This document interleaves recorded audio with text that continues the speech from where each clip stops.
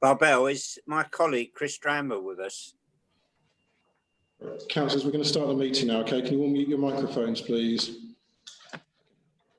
Okay, good afternoon, everybody. I hope you can hear us okay. We're being streamed on YouTube at the same time, simultaneously. So we'll start with item 1, which is apologies. We have no apologies from Cabinet.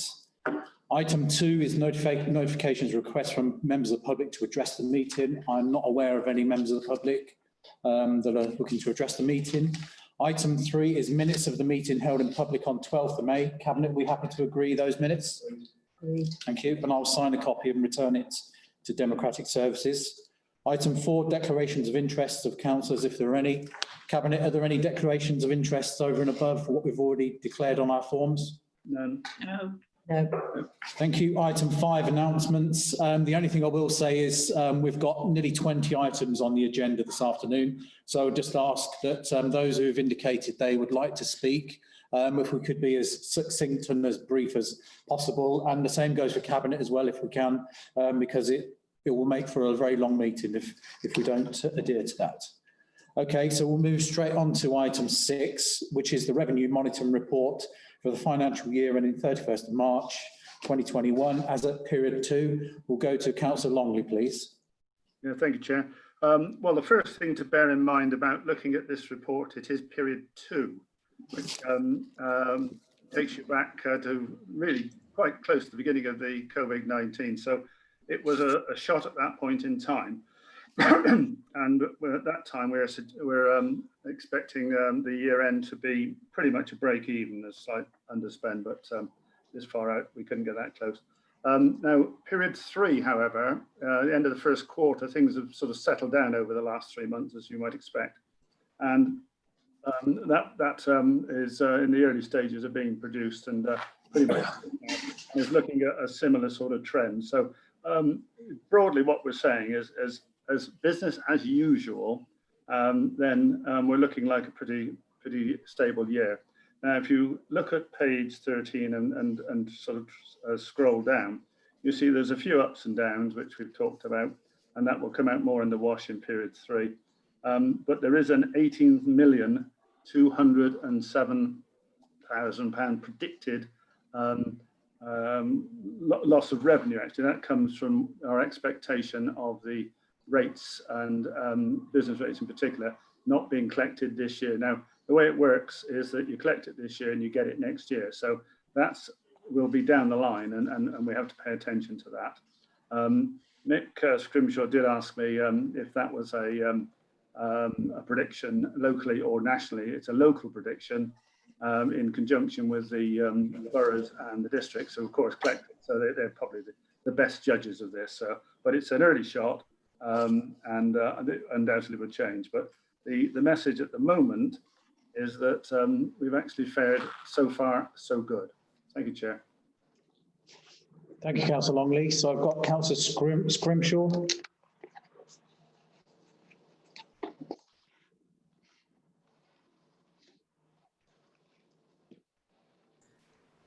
He's having trouble hearing at the moment. He's just messaged me to say he can't, he's on the screen, but he can't hear. Okay, is there anything we can do about that, Paul?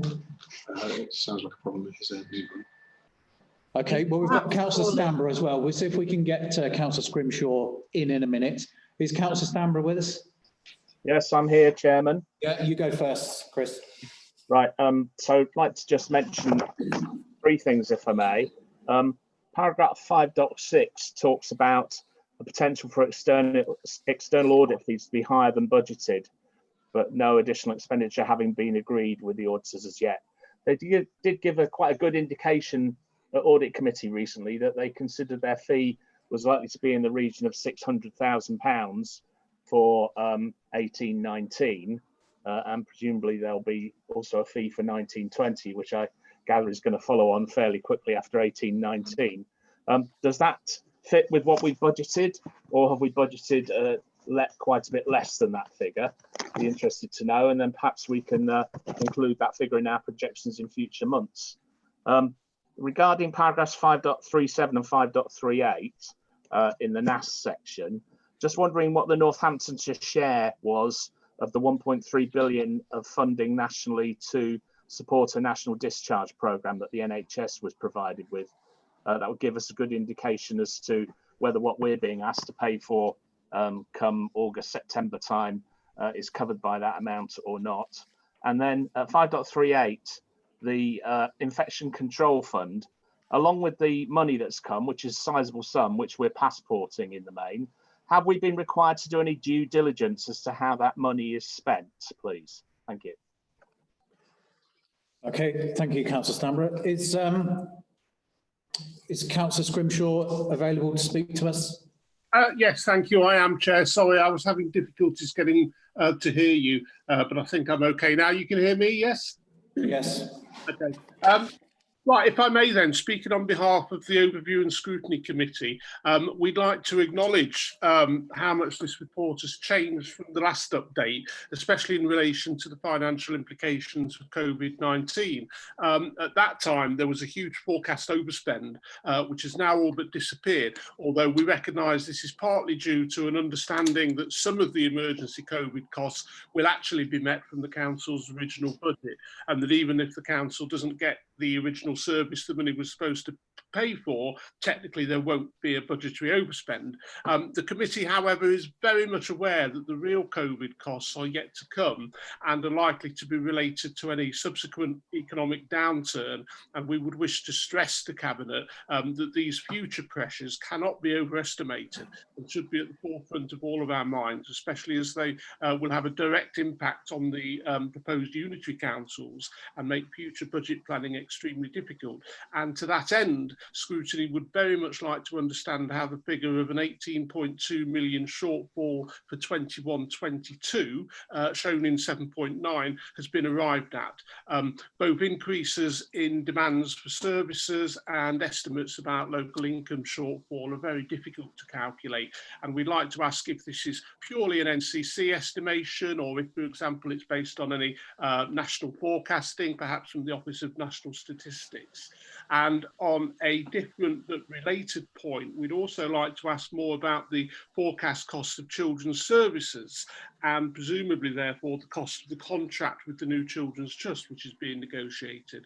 The total cost this year of children's services has now increased by £500,000 to 13.8 million, the lion's share of which will be for things about to be taken over by the Trust, but the report still shows a reliance on agency staff and recognises the required savings from that area will not be made, and acknowledges that at the moment it's not really known what extra expenditure will be caused by COVID-19 when, and I quote from 5.21, schools and regular health services return and referrals are expected to increase. So all this uncertainty around NCC's in-years children budget position presumably is making it very difficult to come up with a fair price for contract, and we'd like to understand how those uncertainties are being dealt with, and in particular what powers the Trust will have over NCC and subsequently the unitaries to demand more money if those financial uncertainties hadn't properly been allowed for in the agreed contract price.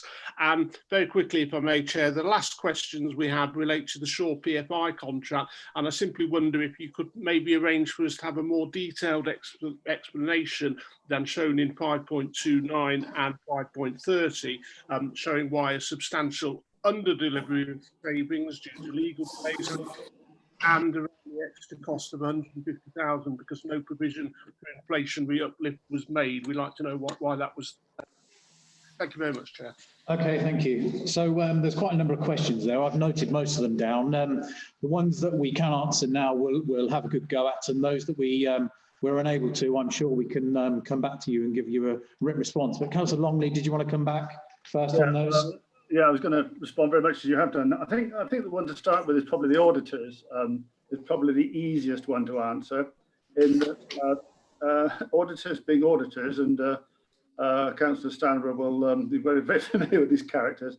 There is an application for a price increase. We shall see. We've gone back to them and asked them to justify said proposal. We'll see where we go. So there's a lot of water to go into that bridge yet. So I wouldn't count any chickens at this stage. However, there is an account to be held sooner or later, I'm sure. The other questions, Chris, you'll have to either send them an email or we'll take notes, come back to involve for today. Coming to Mick's questions, I did answer earlier, Mick. I think you must have been off air or something about the estimate, but very nice to you. Yes, it's a local estimate. Now, an estimate's an estimate, as we all know, and I think it's a combination of ourselves with the districts and boroughs, and we're probably closer to it than anybody, and what rates we are or are unlikely to collect in the immediate future. And bear in mind, it's collected this year and accounted for next. You may recall going back to the earlier days when we had it the other way around, when we had a long-standing discussion on said point about a year or so ago. So it's a local estimate is the answer. Is a straight answer to that question. Regarding children's, you did allude to that. Now that's a big story. You could spend all afternoon on this. My suggestion is that you tie up with Fiona and something like that, because we've put in what the best estimates we have at this tick of the clock. There's a lot of water to go into that bridge. We all know that, and to fully understand it, you need to take time out on that. As far as the shore is concerned, I'm not familiar with the precise detail of that, and I suggest you do the same on that, because that's an ongoing saga. They both are, and of course everything was going smoothly there. COVID comes along. The world is a different world than it was 3 months ago. So that would be my response to that at this point in time.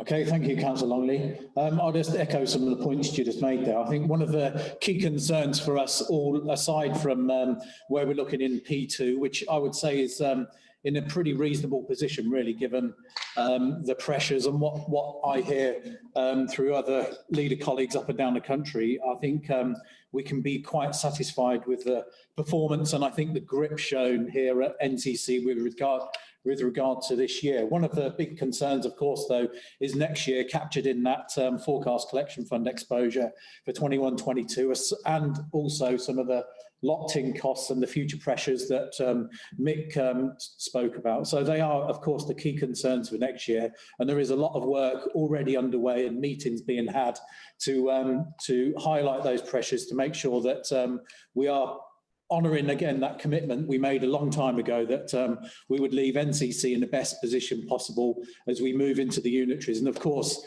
do everything we can to make the unitaries you know, in the best place to start off with, in terms of having the resource and the capability to deal with the pressures and the issues that we know they're going to have as a result of COVID as we move into them come April next year.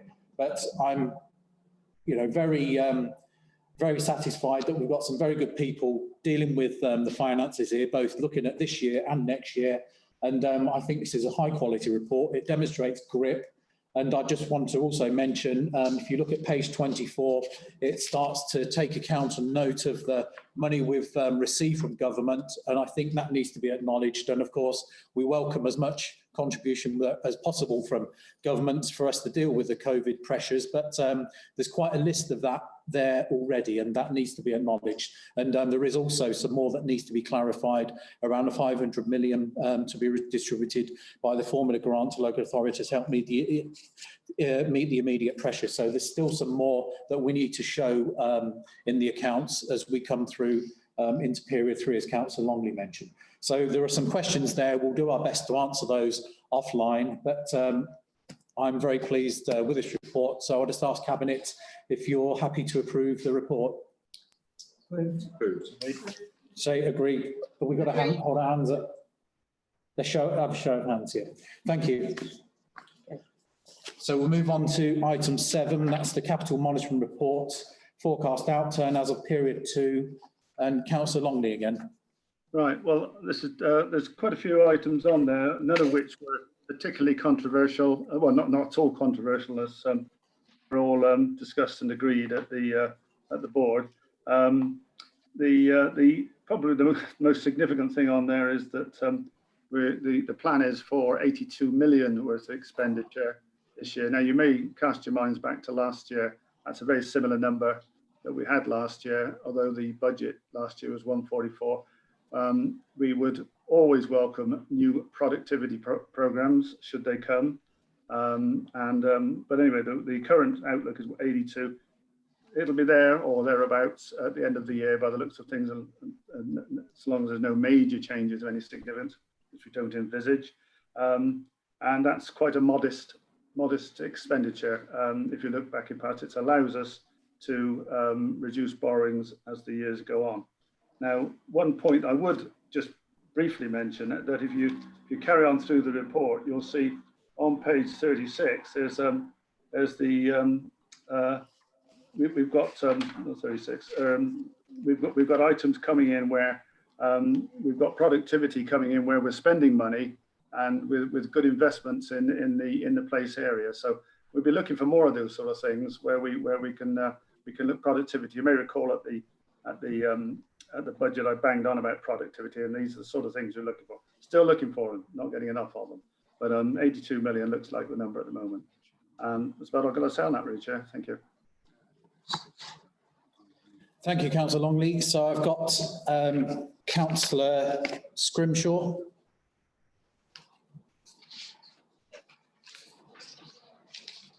Sorry, Chair. No, I wanted to speak on the next item, Treasury Management. Okay, fair enough. Councillor Smithers, do you have a comment? Yeah, it's just good to see in here that there's money that's come through this approval scheme to allow for a second Roadmaster machine, which, as you can see on item 8, page 36 of the report, clearly puts out that we're investing in our roads, which is obviously crucial to the county moving forward. And it is important that we have good roads. It's not just targeting the main roads; it's on the A, B, and C road network, so everyone's a winner with this machine. And note the addition also on the routine capital maintenance works on the highways network. We've got to say, Chair. Thank you. Thank you, Councillor Smithers. I totally agree. That's a very positive point and good to see in there, and something all members will resonate. It will resonate with, because we all know the roads and the issues that we get raised. Okay, Cabinet, are we happy to agree the report? Agreed. Agreed. Thank you. So we'll move on to item 8, which is the Treasury Management Report. So it's the outturn for Q4 2019-20. Councillor Longley. Yeah, thank you, Chair. Again, steady as she goes, borrowing is going down. What I always enjoy this particular report, and a bit sad really.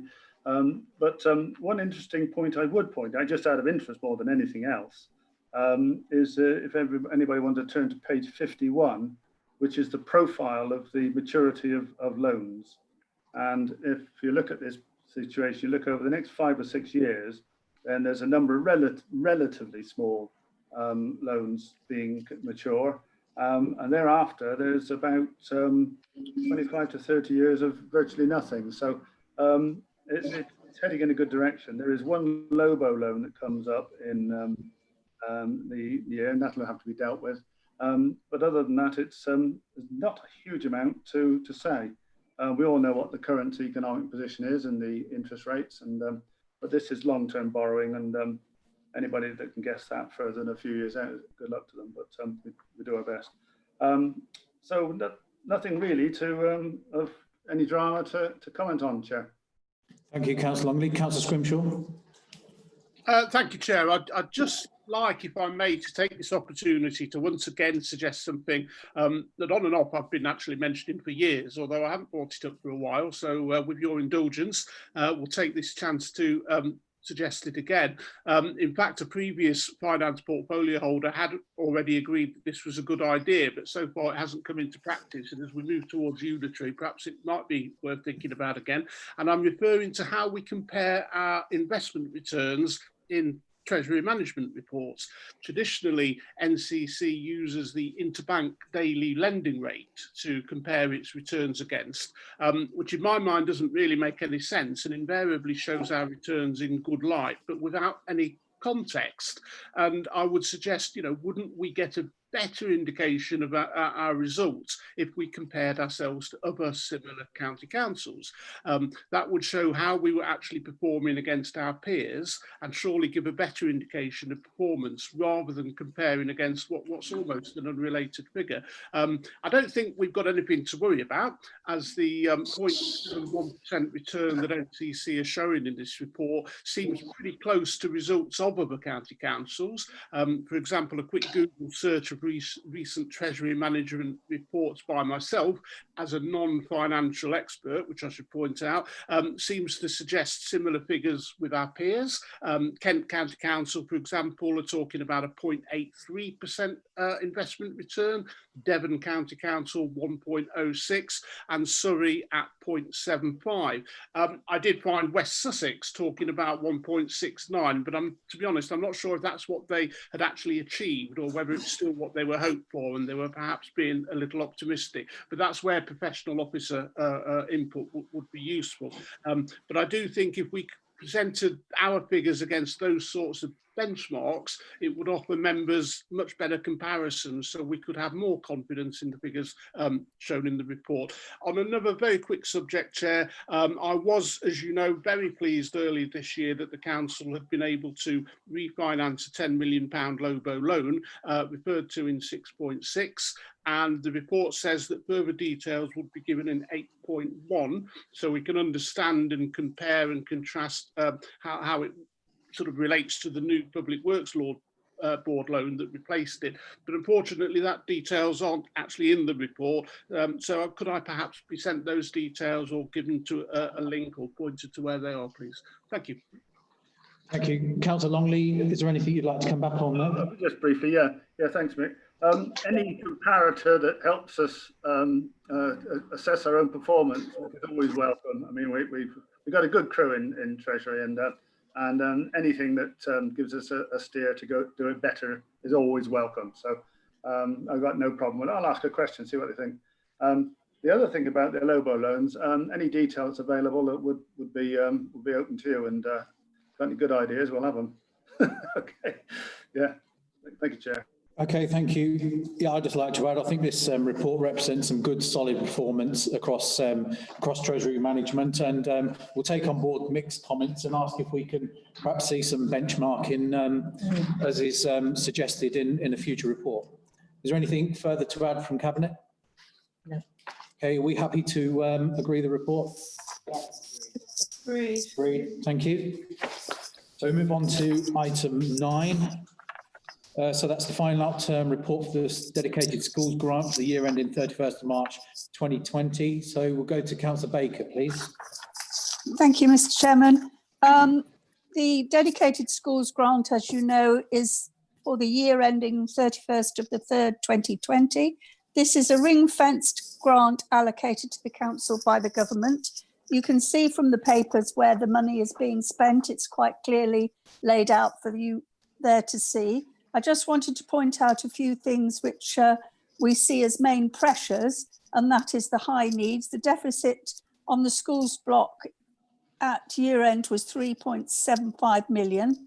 The largest pressures have been experienced with the high needs out of county budget, 3.1 overspend, and special school budget, 0.7 million overspend. This is due to the increase in demand for special school places in conjunction with the increased cost of new places in independent schools, which have been used in when Northampton's special schools places were full. The budget pressure is expected to continue, and I want to assure you that work is underway to increase the special provision in the county and look at other ways of coping with this demand for special educational need places.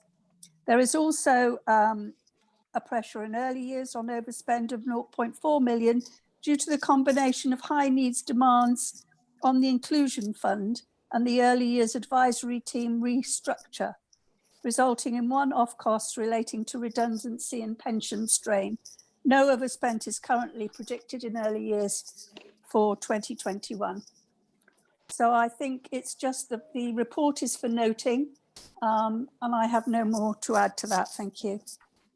Thank you, Councillor Baker. We've got Councillor Birch.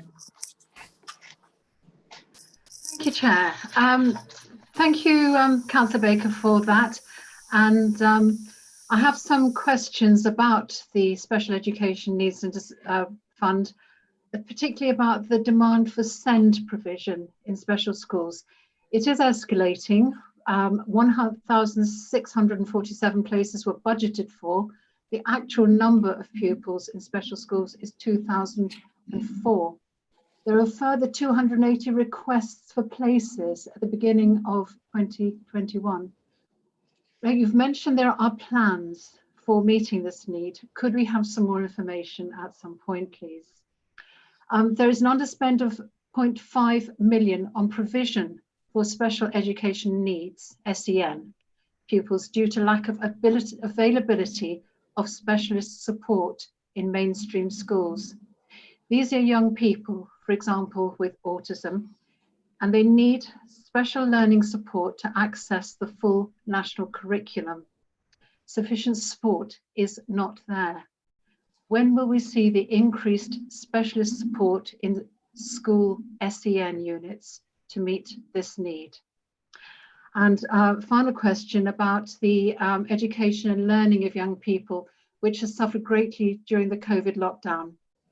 Northamptonshire already has a disproportionately high number of off-rolled homeschooled pupils and pupils in alternative provision. What plans do we have to engage with this group of young people to bring them back into education and training in a meaningful way? Thank you. Thank you, Councillor. Councillor Baker, would you like to address some of those points if you can? I think Councillor Birch knows that my concern over these issues is just as great as hers. We're jointly in the same position, and we do appreciate that we do not currently have sufficient SEND provision in our county, and there are many pieces of work going on at the moment in order to try and address that situation. At the moment, we have nothing actually positive that I can tell you, but just to reassure you that it is high priority and we're working on it very hard. The other thing just to mention is that I know there is going to be some government funding coming across when schools go back in September, that we will be able to passport out to schools to get extra tutors out to those that have been lagging behind, because we do know that some schools have been exceedingly good at keeping in touch with their young people and virtually with classrooms virtually, etc. And other schools have perhaps not been as active. So there will be children who are lagging behind, along with those who are not in school places at the moment. So we will be looking to fully involve ourselves with that, and including extra tutors for those that need it. But I will come back to you and answer later when I have some information on the SEND subject. Thank you. Thank you, Councillor Baker. I'll just also mention that, in fact, SEN, we all know, is a national issue in terms of pressures on the high needs block. And there's a lot of work going on nationally through government and through the LGA to try and address that. And also, we need to make the point again that throughout the COVID crisis, the schools in Northamptonshire performed a brilliant job, and we were way above national average in terms of children attending school throughout the main bulk of the COVID crisis. And we've got a very high level. I think it's something like 93.6% of our schools are now open again. So that's some very good performance, which is worthy of note. So, colleagues, is there any further comments? No. Okay, we happy to agree the report? Yes. Thank you. So we'll move on to item 10. That's the Corporate Performance Report 2019-20 Quarter 4. Councillor Bowen? Yep. So first of all, Cabinet is asked to note the contents of the 2019-20 Quarter 4 Corporate Scorecard. You all have the appendix here in front of you. What I'm going to do is just highlight a number of the key stats. I'm not going to go through in length because you've all had a chance to go into that in detail. But what I would say is the majority of the indicators are relating to Quarter 4, which is up to March 31st, and a couple are relating to Quarter 3, which is December, for example, waste. And these are the latest data info available as of the 15th of June. The 2 delayed transfers of care indicators, otherwise known as DTOC, are reported as a position in February, and this is due to the NHS suspending the data collection due to pressures on COVID for after that date. So in terms of significant changes, I'm just going to highlight a few areas. Page B of the report, I think the fact to note there is the 8% increase in requests for new services from the quarter. For example, 1,948 from the community requests, which is up by about 25% on Q3, which was at 1,560. If we go on to children's, and that is on page G, the rate of children's referrals has actually increased by 12% this quarter to 696, up 10% from Q3. And child protection plans have also increased by 7.2%, and children placed in-house provision, which is a positive statistic, has continued to rise over the year. So that's us at NCC placing children into our own care homes. And that's a positive good news story, because the costs associated with that are more effective to the taxpayer. If I move on to place, which is on page H of the report, just something to note there, road repairs, everybody's always interested in road repairs.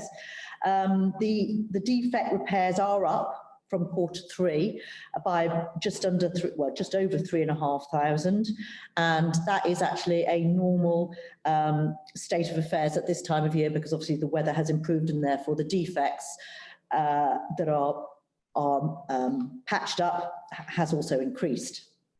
Moving on to public health, if we go to page C, smoking quit rate is something that I would like to highlight, and this has increased significantly, up to 45% in Q4, and that's an increase of nearly 30% in quit rate, which is an amazing statistic based on Q2. And this is as a direct result of service redesign and moving to an in-house provision. And as I say, that is to be commended. Also on the health check programs, there's been a significant increase in uptake of that. And that is mainly due to an enhanced performance management process which has been put in place by Lucy Whiteman and her team. It's a new idea, and it's all about monitoring GPs, community centres, and providing more control in terms of the health check programme. So again, that is to be commended. Health checks, again, have been up 2.4 points from 7.8% in Q3. So all in all, I would like to say that is a positive report, and one that I know the Cabinet really look forward to reading, because it is an overview of all the services that go on at NCC, and we would like to thank the team for their hard work in providing such accurate data. Thank you, Councillor Bowen. I've got Councillor Stamborough. Thank you, Chair. Yeah, just a couple of questions. One that the Cabinet Member for Place might want to talk about. And I know what Councillor Bowen said about the number of defects in the network that have been repaired is on the up, but also the number of outstanding defects on the network is on the up. And I'm wondering to what we would attribute that. And also, perhaps we could hear what is the difference between a permanent and a semi-permanent repair to the network. And then on page 35, or page M, if you prefer it, we've got something about the proportion of freedom of information requests delivered within timescale. I understand that currently responses to freedom of information requests are suspended. When do we plan to start responding again, please? Thank you. Okay, so we'll get, there's another one. Okay, sorry. Councillor McGee. Thank you, Chair. I'll abide by your request, Chair. I won't ask all the questions that I've had, but I want to concentrate on one, and that's page 23, page A on your report. And it is extremely disappointing because this index of deprivation for Corby is well below anywhere else in the county. And that's extremely worrying for all of us, I'm sure. And we know that the 7 main distinct domains of deprivation are income, employment, health deprivation, disability, education skills, crime, barrier to housing and living environment. Chair, nothing's changed since the 2015 one, and I put that down mostly to the cuts to local government by national government. But we have a duty to our residents to improve these targets. And I would put a request in, Chair, and I'm looking at you as leader of the County Council, and I would like this led by Public Health. Let us set up a cross-party group with senior officers to look at how we can improve the quality of life and improve that 70, that number 70, at least up to the average of about 105. That means we would have to work, Chair, with Public Health, NHS, CCGs, Corby Council and the County Council working with the police together. And if we can improve the quality of life for the people in Corby, we can use that in the 2 unitaries to look at the super output areas elsewhere in the county. So, Chair, that is a request for the people of Corby and the county. Can we look at setting up a group to improve that figure? Okay, thank you, Councillor McGee. So, Councillor Byrne, did you want to add that? Yeah, what I was going to suggest is that if Councillor Smithers goes first, and then I'll respond to the others. Do you want to add anything? No, there's nothing for me to add there, as you say. No? Okay, so if I just move on to freedom of information first, okay? So the question posed about the decision to stop responding to freedom of information, that was obviously due to the staff being redistributed to work on COVID-related issues. The freedom of information logging was recommenced on the 1st of June, okay, of this year. So from now on in, there will be stats related to freedom of information.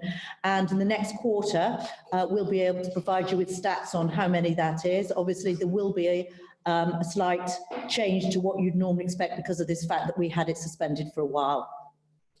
In terms of the deprivation, that's a very interesting area. And, you know, whilst I do take your point, Public Health is actually working very hard on this particular factor. And I do know, having just worked on the disaggregation project for the unitary, that there is money that is specifically targeted at deprivation in Corby.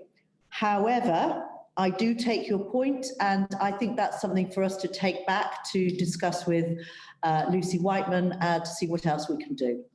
I think that's everything. Thank you, Councillor Byrne. Just on the point of defect repairs, I think we'll get the proper and right definition in writing and send that over to you, Chris. We'll share that with all members. And just on Councillor McGee's point there, as Councillor Byrne said, I think Public Health are, of course, very aware of that. If you look at that report, it's a big outlier in the county, and it's not right, is it?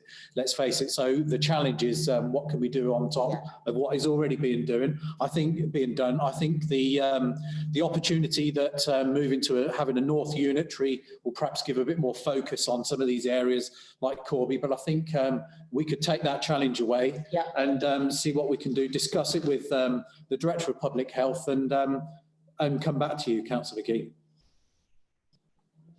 Okay, Cabinet, are we happy to agree the report? Are there any other comments? Yeah, agreed. Ready to agree? Yes, agreed. Thank you, agreed. So we move on to item 11. Is the new primary school on the Toaster South Sustainable Urban Extension. Councillor Baker. Thank you, Chair. There's a new development in Toaster South with 2,750 dwellings going to be on there eventually. It's currently under construction in the town, and the development have anticipated pupil yield of 825 primary aged pupils, and this will eventually be served by 2 new primary schools.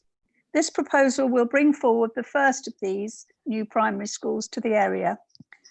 The new primary school will have a PAN of 60 and provide 420 primary school places in total, once it reaches maturity. The S106 agreement for the development legally requires that the school be open by the September following the occupation of the 400th house dwelling on the development. This will be by September 2021. They've currently completed 350 dwellings. The school will be delivered by NCC Property Services and has been fully designed to RIBA Stage 3. A planning application will be submitted in the immediate future. NCC have been working very closely with SNC Planning Department to mitigate against any planning requirements that might impact upon the current design and delivery of the school. We have robust costings for the project, which show the school can be delivered within budget. The time frame for delivery, however, is tight, but we feel achievable. However, a significant delay to the project may be impacted by the COVID situation. But we do need to attempt to deliver this school on time in order to fit in with the 106 agreement. And the school needs to be opened to fit in with this agreement by September 2021. This will be with a reception class only and will be built from the bottom up as demand arises. NCC are running a separate process under the Free Schools Presumption process to appoint an academy sponsor to operate the school upon opening. We have some good news that we have already had a very healthy interest from some high quality trusts to run the new school. Just to clarify, because there have been some concerns locally about the situation with the secondary school. So just to add a note on this, that the secondary 106 contribution from this development only gives us a total of £4 million and £1 million instalments spread over a period of 8 years. This remains a challenge for NCC, its successor unitary authority. However, we are liaising constantly with the Spon School at present to try and mitigate against the demand for secondary places in the area in the coming academic years. Thank you. Thank you, Councillor Baker. We've got Councillor Birch. Thank you, Chair. It's very good to hear of a new primary school being built. The demands on schools are going to be even greater as housing increases in the county. And there will continue to be a shortage of school places county-wide. The spike in births in 2010 to 11 means a 22% increase in the number of secondary school pupils by 2026. In the 2018 to 19 budget, 2.3 million was allocated to pay for temporary accommodation of the 200 year 7 pupils that have started recently. 6 schools in Northampton agreed to take on extra pupils. An additional 1.5 million was also allocated to Northampton International Academy to turn a former commercial space into classrooms and also to make temporary on-site alternative provision permanent. Have all these additional pupil places materialised? Have we checked on that? And are they there for the children that need them?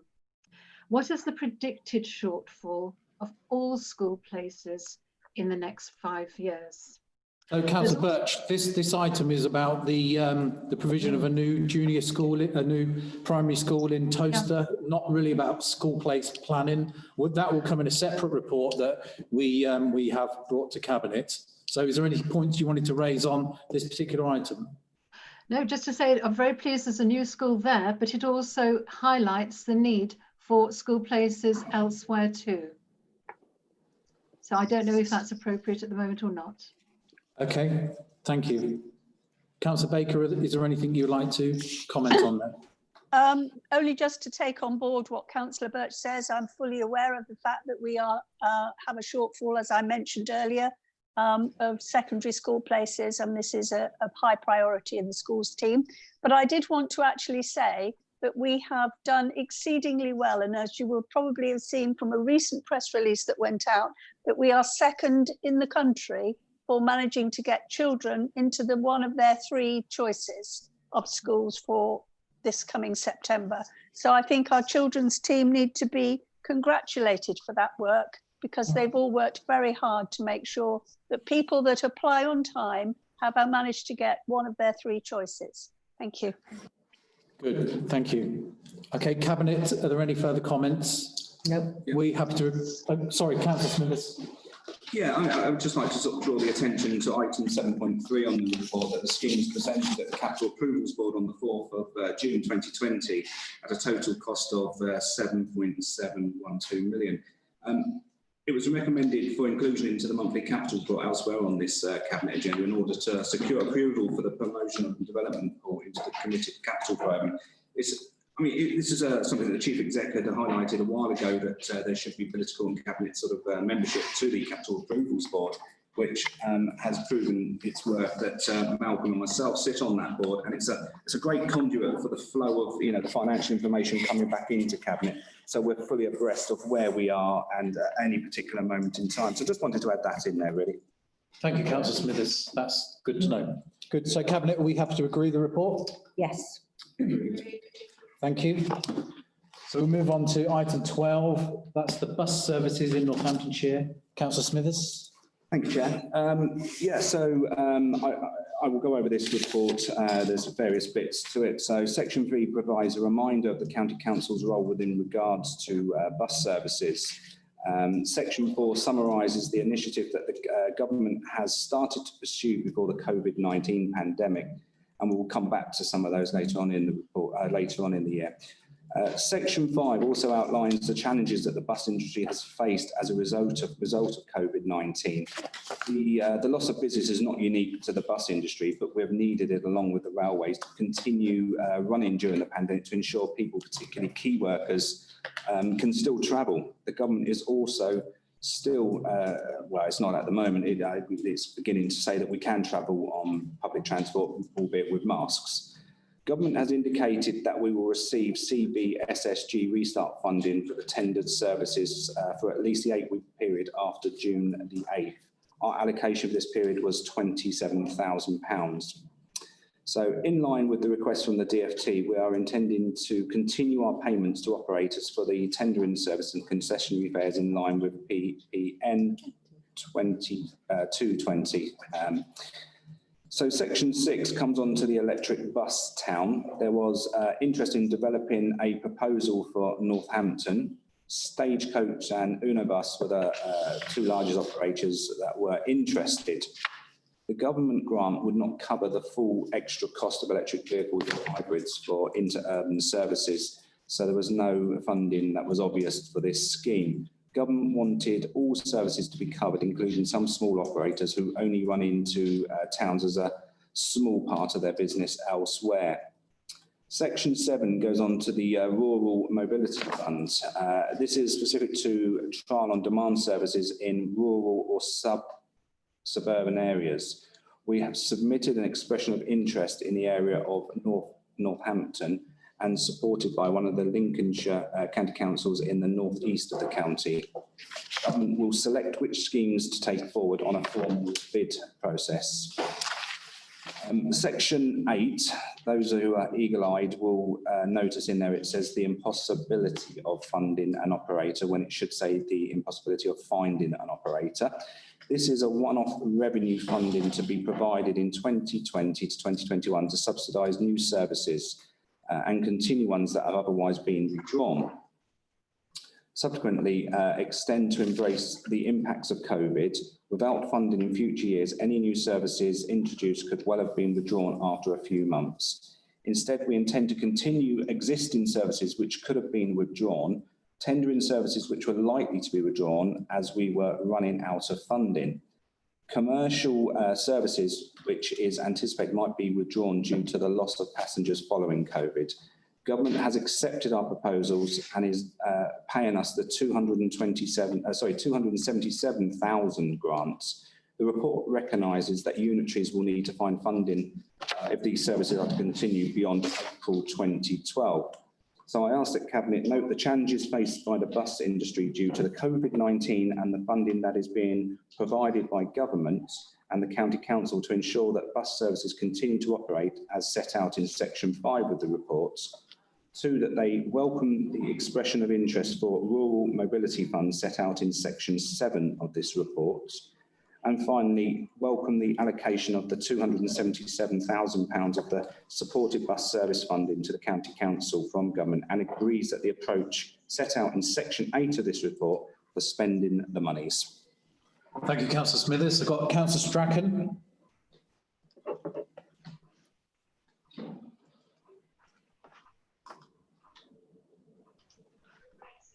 You're muted, Councillor Strachan. Can we unmute him? Thank you very much. Yeah. Good afternoon all. Chairman, in 3.2, page 44, made reference to the council's statutory duty to subsidize bus services. However, Chairman, in 2018, all subsidies were withdrawn. The fact that the county council failed to carry out its statutory duty in terms of bus service subsidies, especially in areas where our citizens have no other means of transport. The question, how was this possible without any challenge under the legal framework of the law? In 4.1, same page, bullet point 3, how much of the £30 million extra bus funding announced by the government to improve bus services in the county this authority is expected to receive? And how do we plan to spend that money? I agree it is early days, but surely we must have some idea, considering the cuts in subsidy since 2018. And Chairman, in 5.2, page 45, isn't it an insult to the people of Northamptonshire, especially those who are heavily reliant on public bus service, and an embarrassment to this authority that we have to hand back £199,000 plus in government grant, money that is vitally needed to keep services running throughout the county. We have to hand it back because of short-sightedness. This is a double whammy for our citizens, especially those who are unable to afford private transport or have access to any other form of transportation. Firstly, subsidies are withdrawn. Now no bus services, and now we are losing 199,000 in government grant. Thank you. Thank you. Councillor Stanborough. Thank you, Chair. Just wanted to firstly welcome the money that we have received from the government, but it is a drop in the ocean, isn't it? And that's sort of indicated by something that Councillor Smithers alluded to, which is the fact that the money's going to be used to support some services up until 31st of March next year. But if that funding isn't picked up by the unitaries, those services will be lost to the communities that they serve at the moment, is my understanding of the way that the report reads. And shouldn't people brace themselves for that? Because if the money isn't there now, the new unitaries aren't suddenly going to find it, are they, next year? And that would be a shame, but it's something people are going to have to get ready for, isn't it? Okay, thank you. And Councillor Lorman, sitting there in front of his bus. Very appropriate. Thank you, Chairman. I have declared interest as an NCC representative on a local demand responsive transport service. And we've been extremely grateful for the government and County Council support that's mentioned in paragraph 5.3. This has ensured that the vital service to most of our clients who are shielding, in fact, will be able to survive. There are voluntary sector run demand responsive transport services in several towns in the county already running successfully, and these offer a low cost base, more flexible vehicles and routing, and a very good, almost individual relationship with their customers. So with the right support, they could easily expand and meet some of the aims in this report. In addition, large significant parts of Wellingborough, often with low car ownership, have lost their bus services recently and are not covered, let alone the coverage in some of the villages. So it's disappointing, therefore, that we have not been consulted as part of any of these programmes once again. We will be keen to fill the gap and restore services, and will welcome a discussion about how this could be achieved. DRT services are locally based, volunteer run in towns and villages, and they could fit nicely in being local in with the move to unitary. Some of them have already looked at and maybe operating electric vehicles. So we would look forward to engagement with the highways to see if we can be part of this project in the future.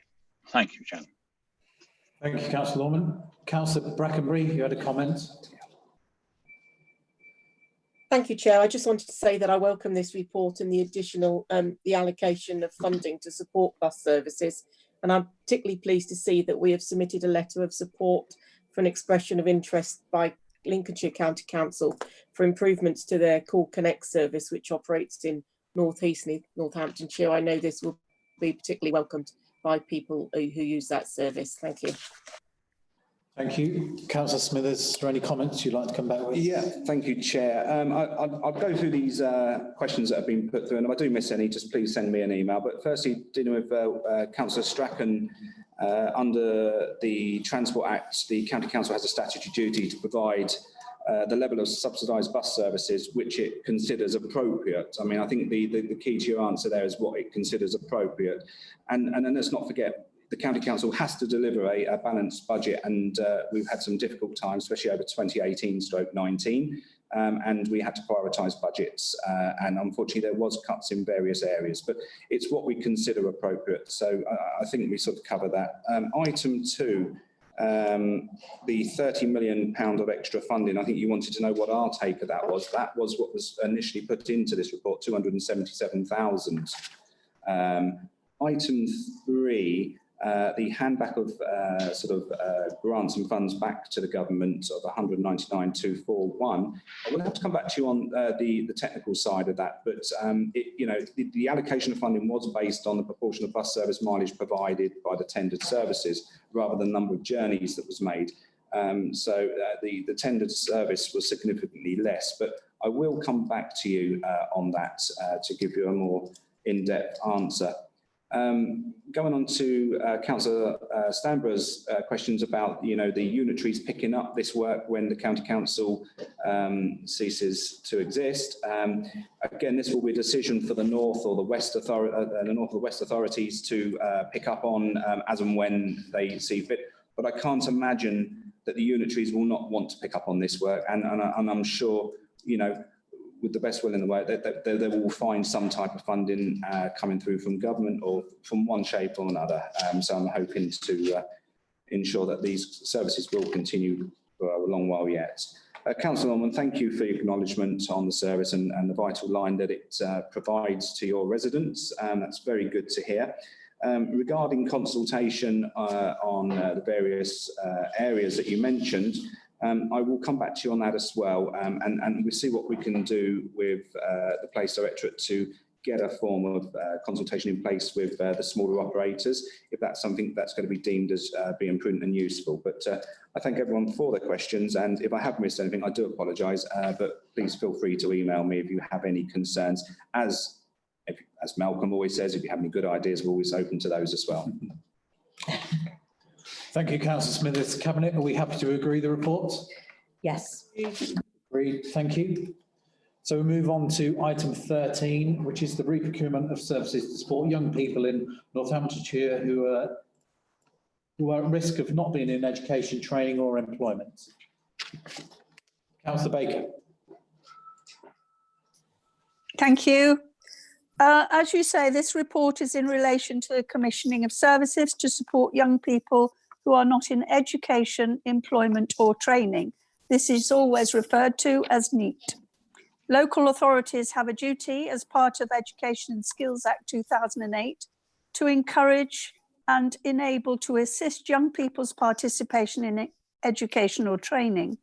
This also includes responsibilities to track young people's activities and report this back to the Department of Education. Due to the specialised nature of the service, it has been externally commissioned and provided by a company called Prospects for the past 4 years.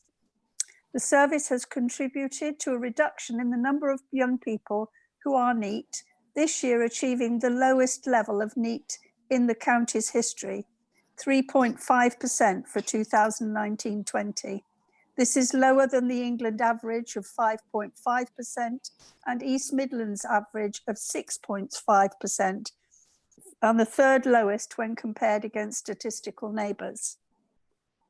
The contract expires on the 31st of March 2021 and has no opportunities to be extended.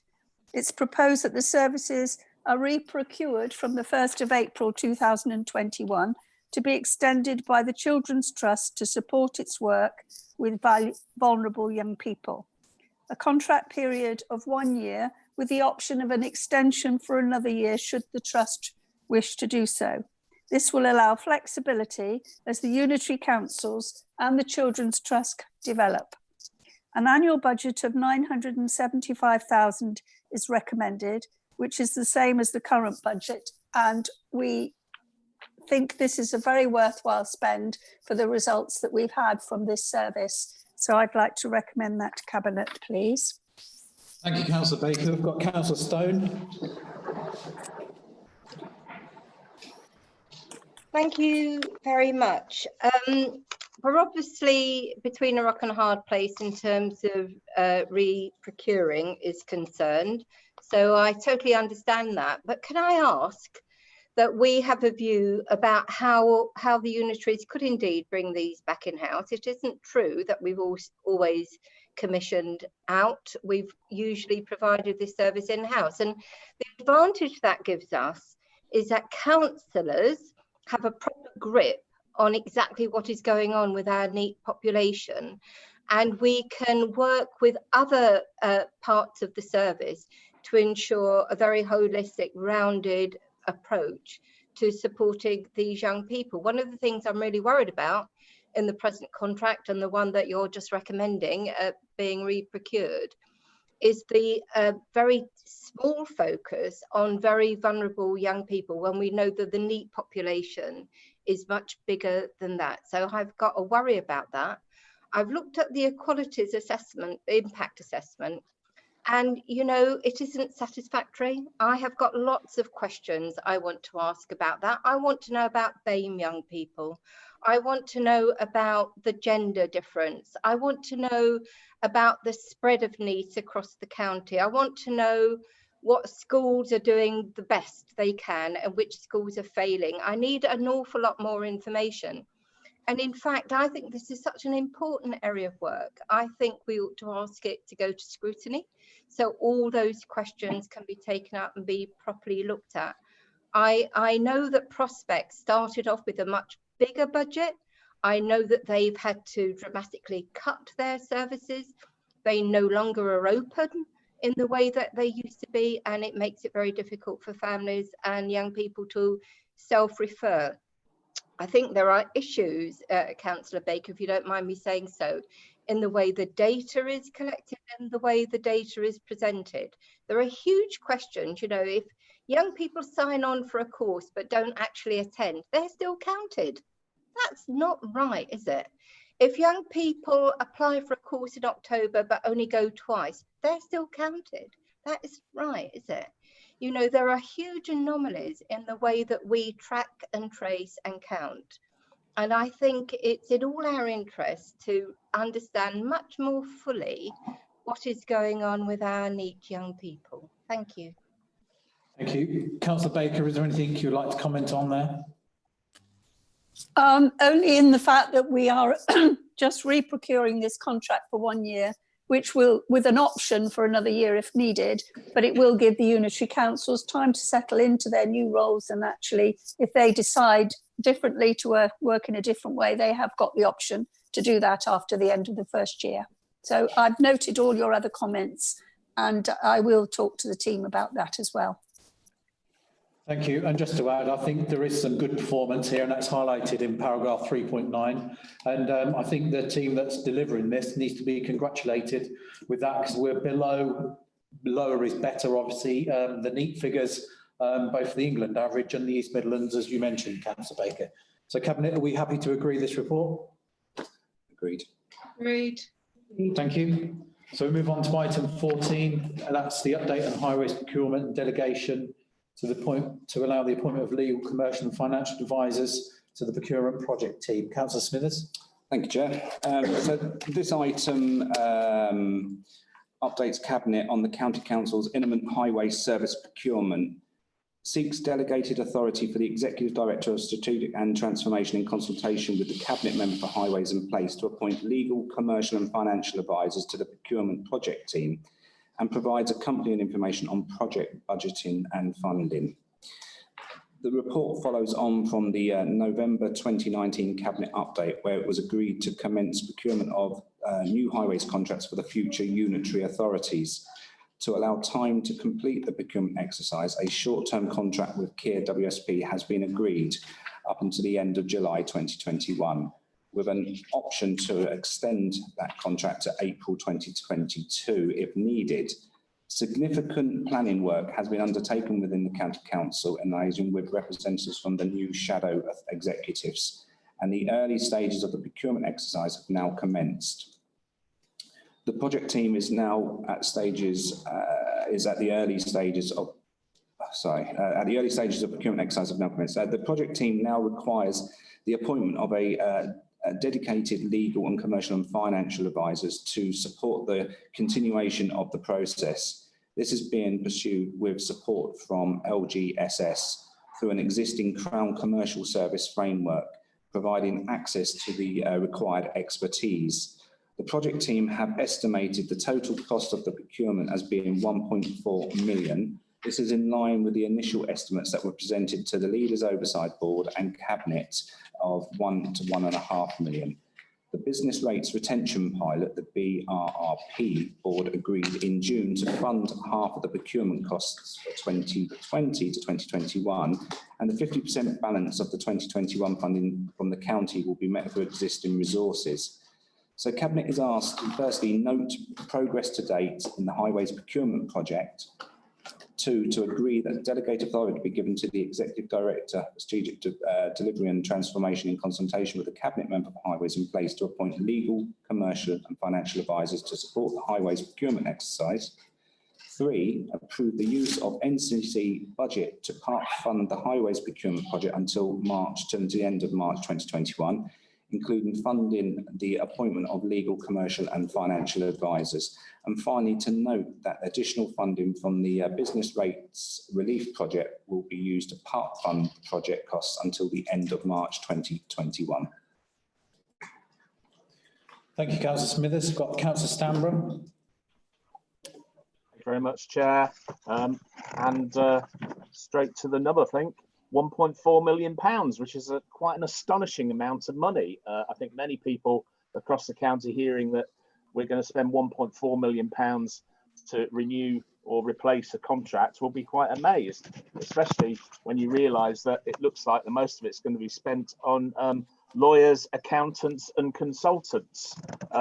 Really, it's an absolutely astonishing amount. And I think the worry is that we can't be sure, can we, that the new unitary authorities will want to pick up their share in due course.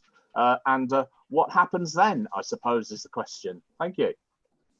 Thank you. Councillor Lorman. Thank you, Chairman. Cabinet will recall that Scrutiny conducted a highway services review that was presented to Cabinet in February. Scrutiny is very pleased to see several of the recommendations being actioned, especially the welcoming the repatriation of some staff to strengthen the monitoring and contract management and the pragmatic extension of the contract and procurement. Unfortunately, Councillor Eakins, who led the review, is attending hospital today, so can't be here, but he suggested that we ensure that full scrutiny of the contract happens so as not to repeat past mistakes, particularly in value for money.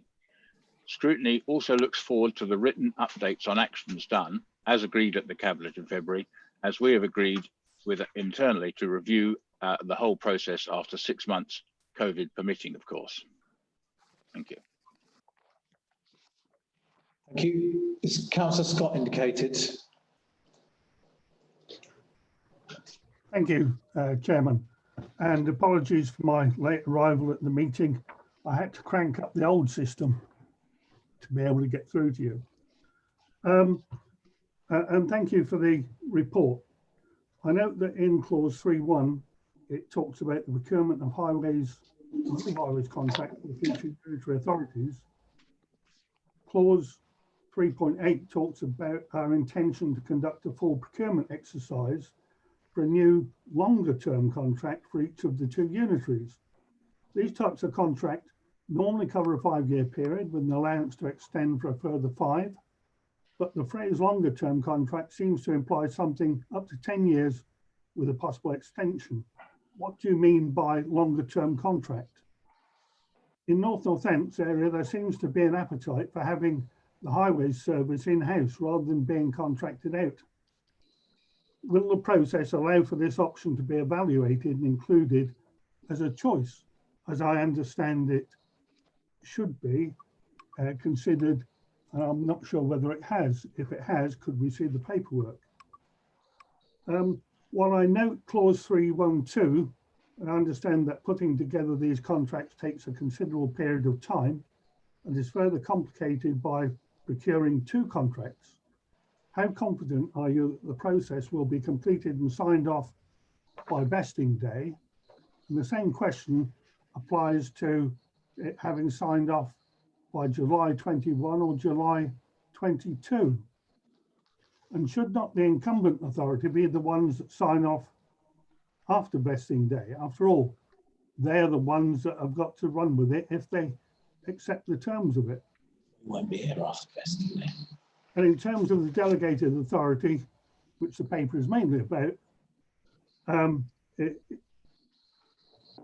it makes sense if we haven't got the legal and commercial and financial advisors appropriate to this size of contract, then we need to acquire them. Thank you.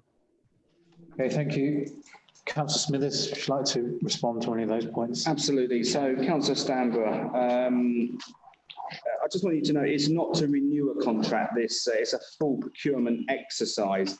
Whilst I get your points around the sums of money are eye-watering, nevertheless, it's a full procurement exercise. There's a lot of work to be done on this, and it requires a specialist team to do it. Hence why we're looking to have the legal and commercial and financial assistance that will deliver this contract in a way that's going to work for the new 2 unitary authorities. Regarding the unitary authorities picking up this contract, well, there'd be no reason why they wouldn't, because they're going to need a highways contract in place when they come into force, and it will be there for them to sort of run with. And I think it's important that we emphasise that we can't have a break in any sort of contract within the highways because it's a statutory requirement that we have a highways maintenance programme in place. Graham, Councillor Lorman, I just note your comments and thank you. We will take that back to the officers and make your points heard, along with Councillor Jonathan Eakins. Councillor Scott, you mentioned about why are we going for 10-year contracts. I mean, these are going to be big highways contracts, and to make it market competitive, to make it worth these bidders bidding for it, these contracts do need to be longer these days. And 10 years really isn't a particularly long time for a highways contract if you think of all the mobilisation costs that are needed to get that contract up and running. So I think it's quite fair that the contract should run for a long period of time. And how that contract's going to look within the 2 New York unitaries, we're not actually sure yet. That's a decision for the joint implementation executives to take back to the shadow councils to decide upon how that's going to look. It might be 2 contracts, it might be 1. Whatever, but again, that will go back to them. The other points I'm going to come back to you on via email, if you would allow me to, and I'll get those questions answered for you within the next 7 days. But thank you. I'll just invite the Chief Exec, Teresa Grant, to make a comment on this.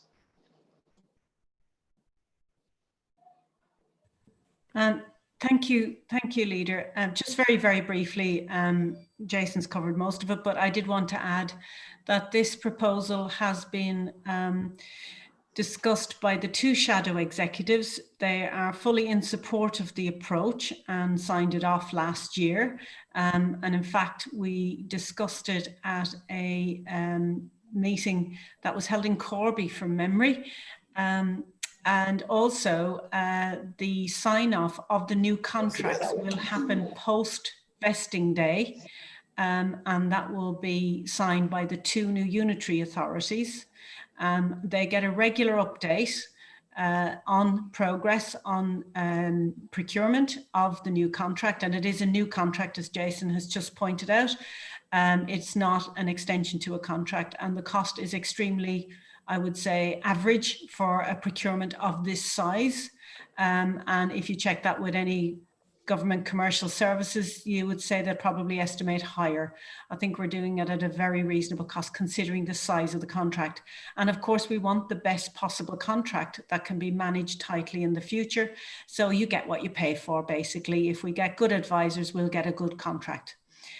So I just want to reassure colleagues that the 2 shadow execs are signed up to this. They had to approve, obviously all leaders have to approve the business rates pilot spend. So all 8 leaders approved the contribution from the business rates pilot to fund the procurement exercise. So that shows the level of investment sign up and commitment there is to this new contract. Thank you, Leader. Okay, thank you, Teresa. And yeah, just to reiterate that point, certainly myself and Councillor Smithers were at that meeting back in Corby when this was well discussed. It's quite a memorable meeting, I might add. I just wanted to make the last point. 3.6 talks about the transfer staff back to Kia WSP, and that those staff are very welcome to be back under the fold of NCC. So Cabinet, are we happy to agree the recommendation? Agreed. Agreed, thank you. So we'll move on to item 15. Councillor Baker, the update on the minor school works budget. Yes, thank you very much, Leader. This is the funding source for this is 100% funded via the school condition allocation grant funding received direct from central government, so not coming from our budget, which is always a good thing.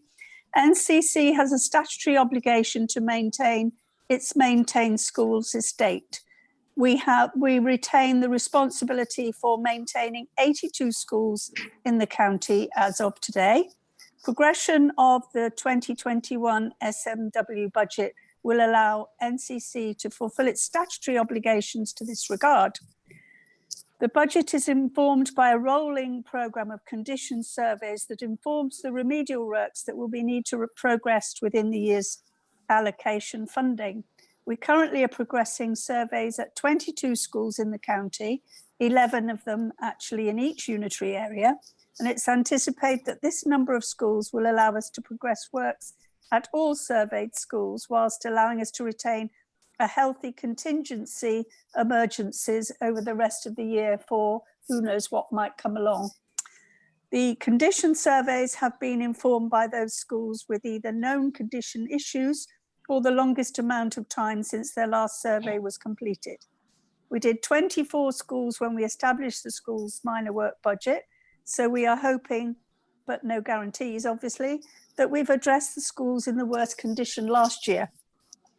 The purpose of establishing the budget last year was to take a more proactive approach to the maintenance of our schools estate and to remove some of the bureaucracy that prevented us from being able to take immediate action in the regard by providing an informed and pre-approved programme of works to be undertaken with each year's allocation of the SCA funding, but also leaving us an amount of funding in reserve for any emergency repairs that need to take place throughout the year.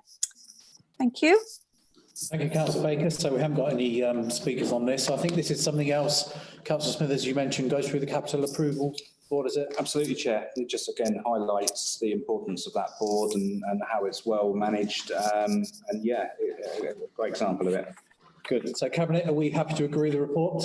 Yes. Agreed. Agreed. Thank you. So we move on to item 16, the North Hampshire Right-of-Way Improvement Plan. Councillor Smiths.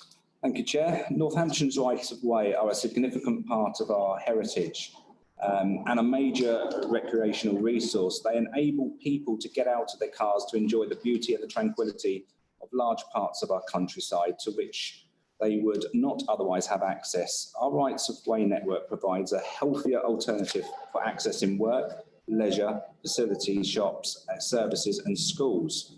It also provides access to many places of interest, including historic sites, woodlands and waterways, which all provide support for the Northamptonshire local economy.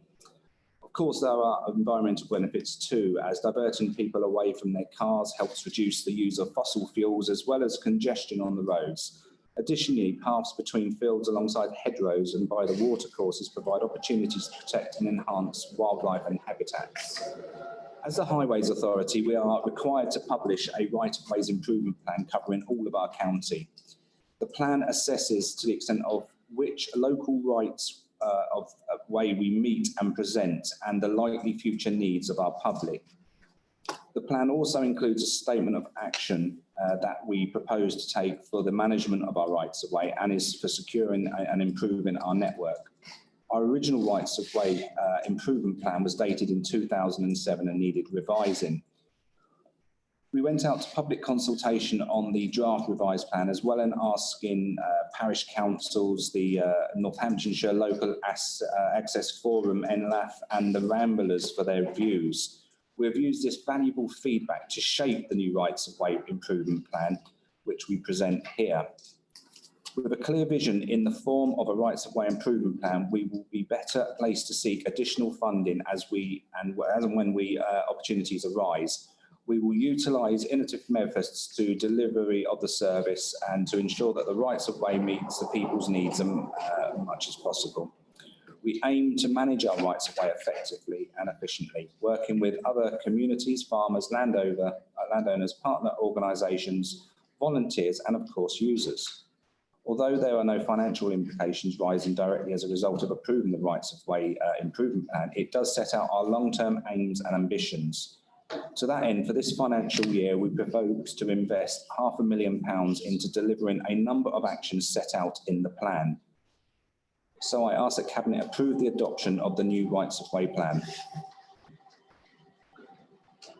Thank you, Councillor Smithers. We've got Councillor Goff, if you'd like to come in. Thank you, Chairman. We've got some great public rights of way in the county, and I'm sure many of us have been using them during the recent situation. I've taken my family on a lot of routes and noted that we've got some areas that are in immaculate condition, but unfortunately some of them are impassable at times. I welcome the content in the improvement plan, particularly around the maintenance and mobility, as well as the lovely picture of Councillor Smithers. From my own experience, there is nothing worse than walking several miles along a route. I need to find a single gate or stile that prevents you going further with a pushchair or wheelchair. The plan states that improvements will be made to public rights of way, wherever it is possible to do so, to ensure that they are accessible to all users. I've been contacted by constituents previously about specific problems on rights of way. However, it does sometimes feel that when these are reported, nothing happens. With that in mind, could we have more information to elaborate how the council will engage with the public to identify specific areas that may require improvement? The public who use these routes, particularly those with mobility issues and young children, could potentially provide us with a wealth of information. How can the council make it easy to have a two-way conversation between users and the council in order to improve these rights of way? Thanks, Councillor Goff. Councillor Stanbrook. Thank you, Chair. Just want to say a note of praise for the rights of way officer that covers the area that I represent, who has been doing an excellent job in addressing some frustrations brought to me by a constituent. But I think that also sort of highlights the problem, which is very much that whilst this is called a rights of way improvement plan, it's really more of a rights of way maintenance plan, isn't it? You know, the budget just isn't there to do everything we want to do. I get that, but it's really only there to maintain the rights of way, and sometimes not even that, and that causes huge frustrations for users of rights of way, walkers and people like the people Councillor Goff was talking about. So how do we go about managing the expectations of people who will read this plan and think, oh, things are going to improve? Because they're not really, are they? Thank you. Okay, Councillor Smithers. Yeah, absolutely. I'll go back to the questions. I think I'm right, and Graham, you might actually correct me if I'm wrong, but I think there's over 3,000 miles of these routes, isn't there, across the county? So there's a heck of a lot of these rights of ways, which is impressive, really. Councillor Gough, just to come back to your points around about consultation with the public and how we can get them involved. When we went out to do this document, we did go out to a public consultation, as I already said, and we involved the parish councils and the local access forum, Northamptonshire Local Access Forum, and the Ramblers for their views. So we have gone out, you know, to the parish councils, the NLAF people, the Ramblers, and yeah, I get on board what you're saying, and there's always improvements of what we can do, but you know, we did go out to consultation and for quite a while to get a good taste of what people's ambitions were for the rights of way. So, you know, I don't want you to think we didn't do anything, we did. Councillor Stambra, maintenance or improvement.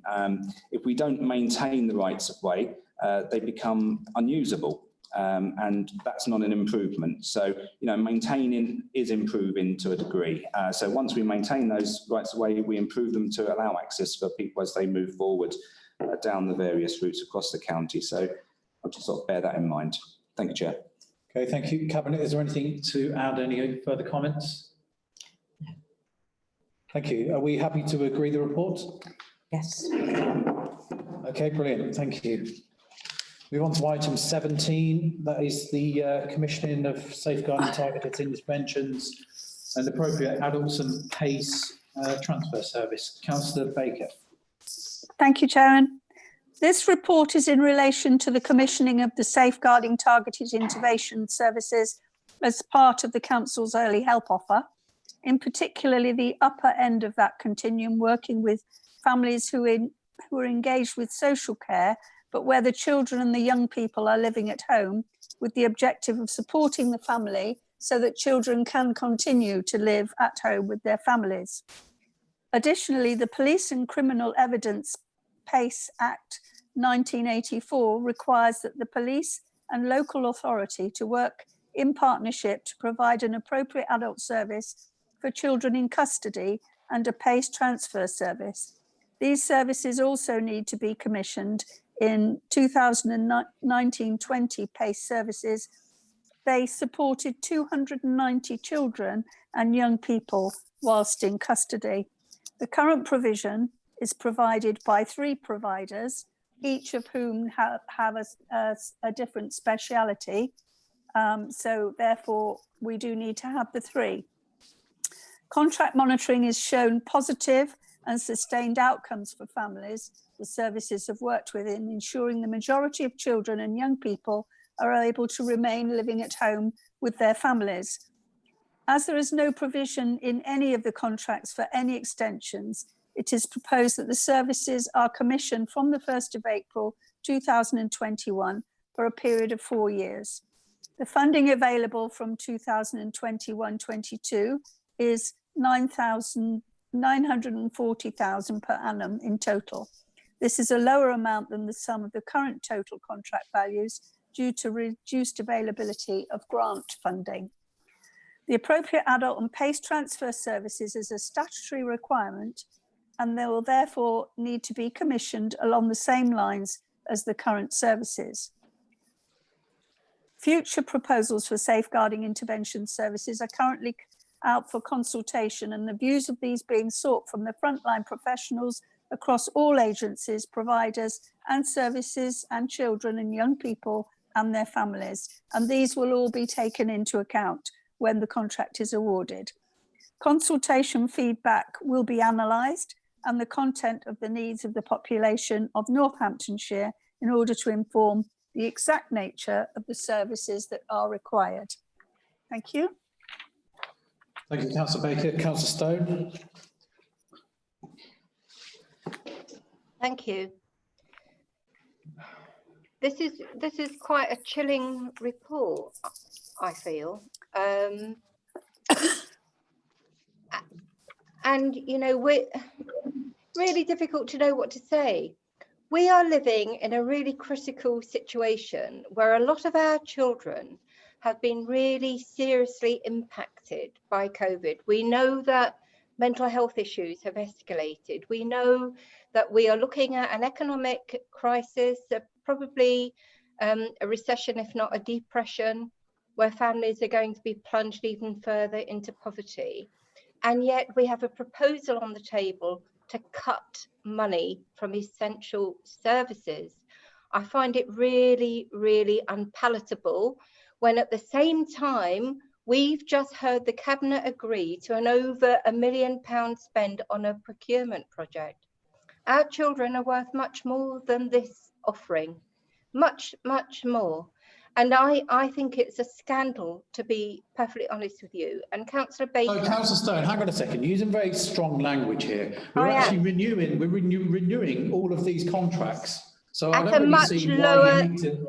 Yeah, but we're cutting £671,000 from the contracts, Councillor Golby. That's what I am really anxious about. And I was just going to offer to Councillor Baker that if she wants to mount a fight against this, then I will very gladly work with her on alternative proposals. I'm really concerned that she started off by talking about how we're not getting grant funding, that has somehow ceased. I'd like more, the reduced availability of grant funding. What on earth is going on with that? I think, Councillor Golby, what would be really helpful is if we really understood the level of need and then what it would really cost, so that we understood what the budget gap is, because I am sure that all of us would want to provide the very best we can for our most vulnerable families and children, definitely to keep them out of care if we can. But we need to have a much clearer idea of what exactly is it that is needed and how much exactly it would cost if we could provide it, because that budget gap is something that we all need to work on together to make sure that we can do the very best we can do for our children. And can I just say again that I think we need to do a bit more work looking at what an in-house provision would deliver in terms of effectiveness, efficiencies, but also integration of work, because what I have just heard described is 3 different strands of work where there is no coming together. But we know that protection of our households and the protection of our children depends on multi-agency integrated partnerships, and so in-house work might be of benefit to all of us. Thank you, Councillor Stone. Well, I want to give you some assurance that, of course, the services we provide are, of course, utmost concern and importance to all of us. We've got to do this with the envelope we can afford to do them with, in terms of unitary and what this report is asking us to do here. It's talking about rolling the contracts forward until next year, where we of course kick into unitary. But I think we've got to be careful when we use words like chilling and the other phrase that you use, because we've got a lot of people that are totally dedicated to making sure we do everything we possibly can to deliver the services we can within the envelope we can. And that is a massive challenge. And I don't think you can draw parallels with procurements of the highway contract, because that is a totally different level of and set of statutory obligations that we're asked to present. So I think we've got to be careful what language we do use, and we've got to recognise the work and the commitment and input of the staff that we do have that are working really hard to deliver what we can when within the envelope that we can do. So, Councillor Baker, is there anything you would like to add? Okay, Cabinet, are we happy to agree the recommendations? Yeah. Thank you. So we'll move on to item 18, please. Is the East Northampton Resource Management Facility Fund Governance. Councillor Smithers. Thank you, Chair. The report concerned improvements to the governance of the East Northamptonshire Resource Management Facility Fund, a community funding scheme linked to the facility operated by the Aegon at Kingscliff in East Northamptonshire. The fund has been operated since 2013, providing funding for projects and activities located within a 10-mile radius of the Kingscliff area. The fund is administered by Northamptonshire County Council under the terms of the original Section 106 agreement that created it. The proposed actions set out in the current report are intended to update the governance arrangement of the fund and to take into account the relevant factors highlighted in paragraph 3.4 of the report. which includes the scope to increase the clarity around the criteria used to decide applications to fund around the timing of application rounds, which have been identified through experience. Changes to the Northamptonshire County Council as an organisation and its processes since the fund was originally established. The proposed actions set out in section 4 of the report build on previous arrangements rather than seeking to replace them completely. They aim to strengthen operating arrangements while still enabling the fund to be administered in a cost-effective way. They reflect the requirement of the original Section 106 agreement and should assist in better linking to a fund focused on a specific part of the county into a wider activity by Northamptonshire County Council to support communities and community groups. Have been informed by discussions with relevant parties, including particularly the Divisional Councillor for Oundle, who is supportive of them. The proposed actions set out in the report relate to the operation of the fund during the Northamptonshire County Council's remaining life.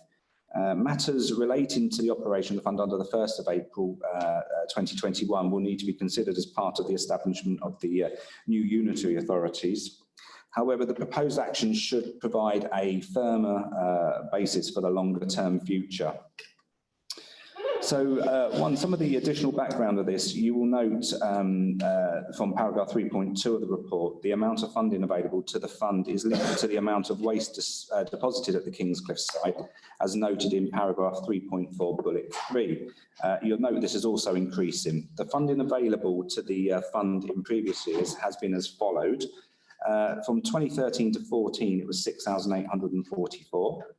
2014 to 2015, it was 18,461. 2015 to 2016, 19,875. 2016 to 2017, 15,196.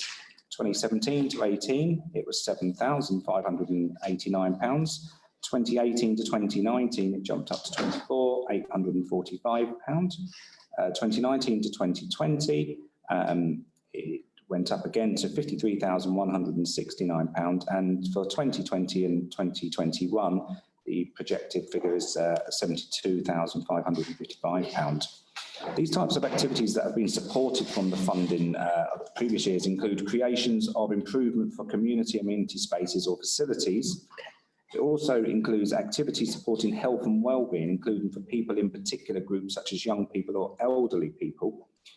Provisions of equipment for use by community groups, sports teams in communities facilities such as parish halls, and support for educational and learning activities in areas including recycling and local heritage. Also administration or running costs of the community groups. Since 2013/14, the fund has provided funding support activities in 15 different villages and parishes and towns in the area around the Kingscliff site, as well as to other voluntary and community sector groups. Sufficient applications are received to enable the fund to allocate the total amount of funding available in each year. As noted in paragraph 4.4 of the report, the East Northamptonshire Resource Management Facility Fund operates alongside other community funding schemes connected with the facility at Kingscliff. The Elgon Community Fund, is a larger landfill grant scheme and is administered by Grantscape, a charity which specialises in managing community benefit funds. Although the two schemes can complement each other, they are indeed separate. So I ask Cabinet agrees the report and endorses the decision-making process for future applications to the East Northamptonshire Management Facility Fund as outlined in paragraph 4.9 of the report. Thank you. Thank you, Councillor Smithers. We've got Councillor Stanborough. Thank you, Chair. Thank you very much, Councillor Smithers, for that report. And no doubt everyone will have noted that in 2021, the fund has £72,000 plus to give out, which is effectively in the gift of one person, the local councillor for the area. And you might say, well, that's fine because they're the ones that are going to know the situation best. And that may well be the case. But what worries me is that, for instance, in one of the bullet points at paragraph 4.9, we're told that it is anticipated that the chief officer decision on an application would normally reflect the recommendation of the divisional councillor. So we're putting a lot of responsibility and power into the hands of one person here.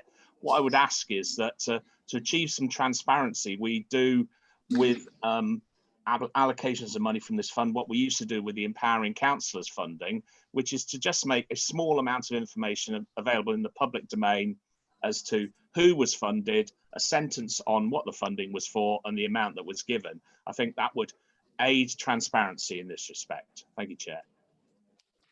Thank you. Councillor Stone.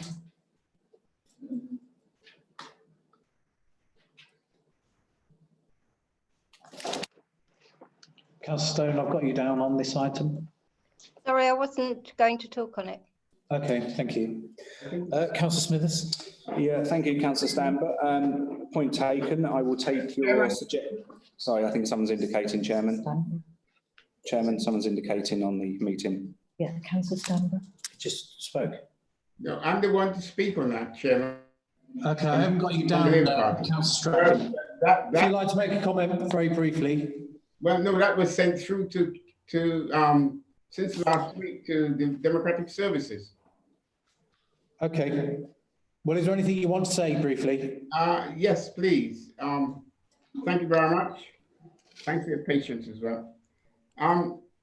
Although the disposable waste site outside the village of Kingscliff is described as low-level radioactive, and at the time of the application for extending the life of the site, the council received objections not only from locals, but as far away as Corby, because people were concerned about the quantity and quality of waste coming in to the country by road from as far as West Scotland. Chairman, restrictions were placed on the roads that can be and would be used by delivery lorries carrying such waste on the county roads. Also, the number of lorries entering the site for 24 hours and the amount of tonnage of waste that can be dumped in any one calendar year. This is not what the report's about. It's about tightening up the grant. It is, I'm afraid. I draw your attention. Councillor Strachan, this is about putting governance around the distribution of the grant, not to do with movements and physical parts of the waste site. So I think if you could, Councillor Strachan, if they're legitimate concerns, I would send them on an email to Councillor Smithers, who will give you a comprehensive response on that, if that's okay. So Councillor Smithers, would you like to come back on the points originally raised? Yes, so Councillor Stamborough, thank you for your comments. I'll take on board your suggestions and we'll speak with the monitoring officer actually who deals with this particular area and just put your concerns over and just see what she has to say about it. But you know, I'm pretty relaxed about the report. It's more about this has happened for a while, and as you can see, the figures have slowly increased up. But you know, I'm comfortable with how it's being done, and as it sort of transpires into the new unitaries, you know, there may be an opportunity there to do that. But I appreciate your time. Thank you. Thank you, Councillor Smithers. I think it is right that we bring this report to Cabinet to show a bit of transparency and governance, and maybe those points raised can be incorporated in the future. Okay, Cabinet, are we happy to agree the report? Yeah. Agreed. Thank you. So we move on to our last item, item 19. Councillor Morris, if you're there, please. Thank you, Chair. Yes, thank you very much. Be as quick as I can be. You'll note the recommendation is that we note the content of the Northamptonshire COVID-19 Outbreak Prevention and Control Plan. In May, the Department of Health and Social Care instructed upper tier authorities and their public health teams to establish a specific COVID-19 health protection board. That has the remit for overseeing and delivering the COVID-19 local outbreak prevention and control plans. This has been published here now and has been approved by the local engagement board, which is the Oversight Engagement Board, of which I chair that chair, and a number of our councillors here are also on that board. We had our inaugural meeting on the 8th of July, and we have another one, I think, on the 26th or 27th of July, 23rd of July, when we will further go through the terms of reference for that board. It is meant to be a public-facing, politically led board, and its idea is to communicate openly with the public. I don't really need to say much more than that, but obviously we'll keep coming back to the Cabinet to look at what we've done further within that board. Thank you, Chair. Thank you, Councillor Morris. We've got Councillor Scott. Thank you, Chair, and thanks for the report. Clause 7 in the report advises that 3.27 million has been allocated to NCC towards expenditure incurred operating the local outbreak prevention and control plan. And the table shows a 4-year period from 2021 to 23-24. Is this 3.27 million expected to cover the costs over that 4-year period?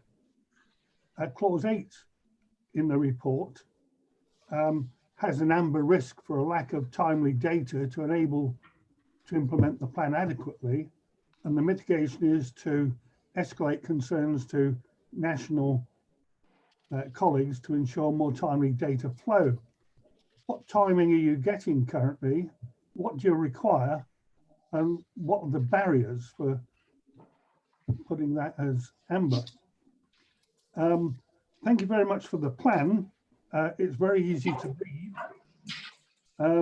There's just one question I have on it. On page 11 of the plan, Pillar 1, NHS swab testing, didn't NGH partnership with commercial laboratories end last month, or was that just with the German company? Thank you. Thank you. We've got Councillor Stamborough. Thank you, Chair.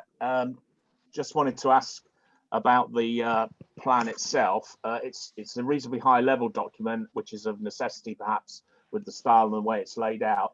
I was wondering if there are any plans to put any more detail in the public domain around, for instance, how people have been working together, for instance, in environmental health at councils and with county council staff, and also how the 3.27 million quid that we've been allocated has actually been spent. I think it would be a useful thing to do and would give a lot of public reassurance. So whether there are any plans to do that at all, thanks. Thank you. Councillor Morris. Sorry, I muted myself there. Sorry. Thank you, Chair. I would like to come back to both Councillor Scott and Stamborough on the allocation of £3.27 million, if that's possible, because I need to have a further look into that. I will come back to you, but that is what we've been allocated, so that's what we've got to spend. In terms of the document itself, I know Councillor Stamborough brought that up.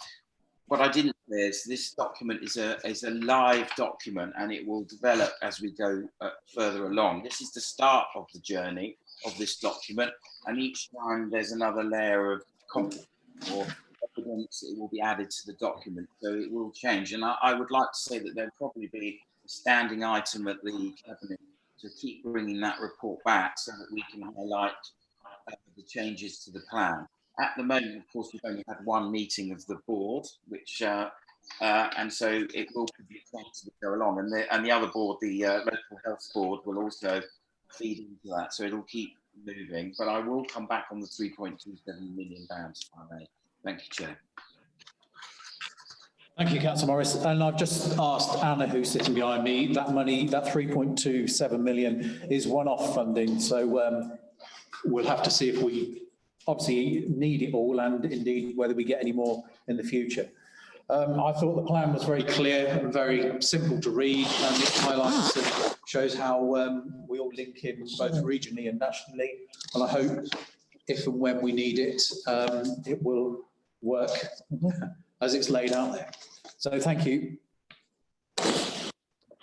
Deputy Director of Public Health. Okay, we've got Rosen Harris, who's a Deputy Director for Public Health on the line. So would you like to come in and make any comments? Hi, yes, thank you, Chair. I just wanted to add in terms of the question on Eurofin, the ending of the contract that NGH held for testing. the Pillar 2 data, commercial testing data, actually refers to all commercial testing, so including that happens through the mobile testing units and home testing kits. So that's what that data refers to. And in terms of timeliness of data, I think we're looking at a lag in about a week or so for some of our key data reports, and that's improving as time goes on. But we'd really like to have that sort of live data access rather than a week delay. Okay, thank you. Okay. So Cabinet, are we happy to note the recommendations on the report? Yes. Yeah, thank you. Thank you. Okay, thank you. So that brings us to the end of the meeting, and thank everybody for their comments and attendance. And I think we've got through quite a bit in a reasonable amount. So thank you very much, and we'll see everybody soon.